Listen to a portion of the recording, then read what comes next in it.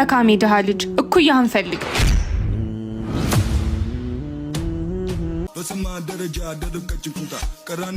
ማማዬ እስኪ ለዳቦ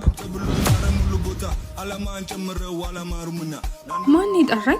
ኧረ እናቱ ባላየ እኔ ነኝ እኮ አንተ። አቤት። እስኪ የሆነ ነገር ወየ በይኝ። ህፃን ልጅ አይደለም እንዴ? በዚህ እድሜ ልመና? እናንተ ሀብታሞች ስትባሉ ዝበል ዝበል ሂድ ሌባ። ለበጎ እያለሁ ይህንን ቤቴን አልኖርኩ ይሆናል ለነስበኝ ፊገው እሱ እኮ አይስትም ሲያመጣ አትርፎ ይሆናል በነፍሴ። አንተ ልጅ ግን ትምህርት ላይ አተኩር አላልኩም? ያው ከትምሮሽ መልስ ወርቅ አድርጌ ነው። እኔ ብር እያልኩ ነው እዚህ የማይረባ ህይወት ላይ ያለሁት።